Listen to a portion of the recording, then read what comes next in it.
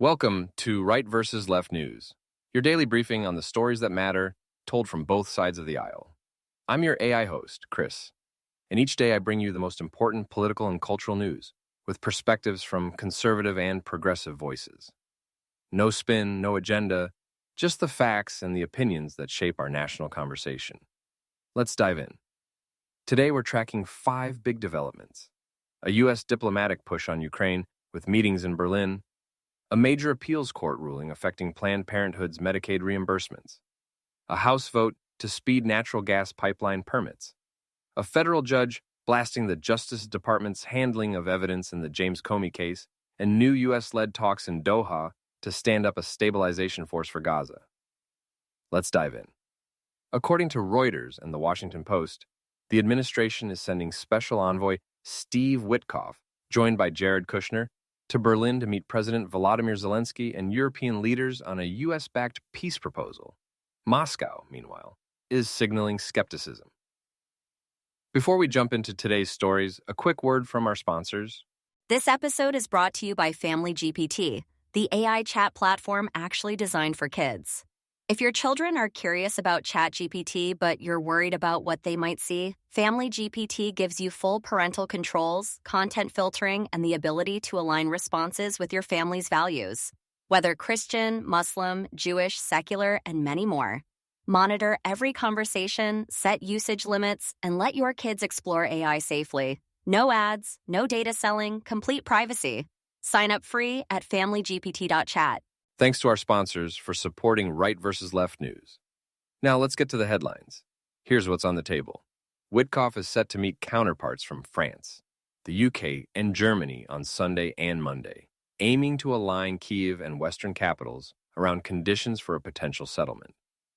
The Kremlin has hinted it may not accept parts of the emerging plan, while Zelensky has ruled out territorial concessions, even as he acknowledges some revisions to U.S. proposals. The Post has also described unease over back-channel meetings and pressure tactics surrounding the talks. On the right, Fox News frames Trump's approach as peace through strength, with some Republicans and even NATO Secretary General expressing confidence that a U.S.-driven plan could end the war. Others point to potential economic angles, like rare earths investment tied to reconstruction.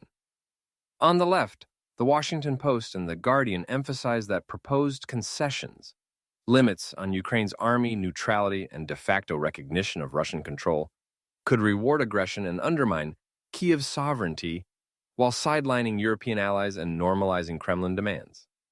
In the courts, a federal appeals court in Boston allowed a Trump-era provision to move forward. It would block Medicaid reimbursements to Planned Parenthood and similar nonprofits for 1 year if they both provide abortions and receive over $800,000 in Medicaid funds. The First Circuit overturned a lower court injunction, though separate cases in Democratic-led states are still unfolding. On the right, National Review argues that Congress can set conditions on federal spending and that courts shouldn't shield Planned Parenthood from democratically enacted limits. On the left, the Washington Post, PBS, and the Associated Press highlight the risk of clinic closures and gaps in care, warning that millions of low-income patients could lose access to cancer screenings, treatment for sexually transmitted infections, and contraception if Medicaid dollars can't be used at Planned Parenthood facilities. On Capitol Hill, the House passed the Improving Interagency Coordination for Pipeline Reviews Act by a vote of 213 to 184. The bill would make FERC, the Federal Energy Regulatory Commission, the lead agency for interstate natural gas pipeline approvals and streamline reviews. Supporters say the change will meet rising power demand, especially from data centers, and cut delays. Critics warn it weakens states' roles under the Clean Water Act. On the right, the Wall Street Journal and industry groups say permitting reform is vital for energy security, jobs, and affordability. The American Petroleum Institute's Mike Summers praised the bill as a step toward reliable, lower-cost infrastructure. On the left, environmental and many Democratic voices caution that the bill curtails state water protections and limits community challenges, potentially locking in fossil fuel infrastructure when the grid needs more clean power and transmission instead. We'll be right back with more of today's news after this brief message. This episode is brought to you by Family GPT, the AI chat platform actually designed for kids. If your children are curious about ChatGPT but you're worried about what they might see, Family GPT gives you full parental controls, content filtering, and the ability to align responses with your family's values. Whether Christian, Muslim, Jewish, secular, and many more. Monitor every conversation, set usage limits, and let your kids explore AI safely. No ads, no data selling, complete privacy. Sign up free at familygpt.chat. Thanks again to our sponsors. Now back to the news. Back in Washington, a federal judge ordered the Justice Department to return certain emails and communications it accessed in the case involving former FBI Director James Comey, finding constitutional problems with how that evidence, linked to Comey associate Daniel Richman, was obtained and reused. The ruling follows earlier turbulence over the appointment of the lead prosecutor and prior dismissals. On the right, Fox News highlights judicial criticism of Justice Department conduct, portraying the case as emblematic of past FBI and prosecutorial abuses, and arguing that accountability efforts should continue despite procedural setbacks. On the left, the Washington Post underscores concerns about politicization, pointing to the unusual prosecutor appointment and broader pressure on the Justice Department as reasons these cases are faltering, and calling for stronger guardrails against using prosecutions as political weapons. Gaza and regional diplomacy. U.S. Central Command will host a December 16th conference in Doha with more than 24 countries to plan an international stabilization force for Gaza, working through command structure and rules of the road.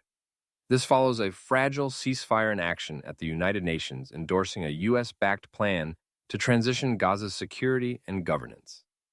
On the right, Fox News commentary casts the plan as a decisive way to prevent Hamas's return, pairing stabilization with reconstruction, and to share burdens among partners, with more enforcement than past peacekeeping missions. On the left, outlets like Vox warn about mission creep, an unclear mandate, and contributors, and the risk that a force could entrench the status quo without addressing Palestinian sovereignty or Israeli settlement policy, raising doubts about long-term legitimacy and durability. Here's the bottom line. A high-stakes U.S. push on Ukraine heads to Berlin. Planned Parenthood loses a key round in court. The House moves to speed gas pipelines, a judge rebukes the Justice Department in the Comey matter, and Washington gathers partners in Doha on Gaza. We'll see what turns into law and what turns into leverage in the days ahead. That's it for today's episode of Right versus Left News. Remember, understanding both sides isn't about picking a team. It's about being informed. Subscribe wherever you get your podcasts and join us tomorrow for another balanced look at the day's biggest stories. Until next time, stay curious and stay informed.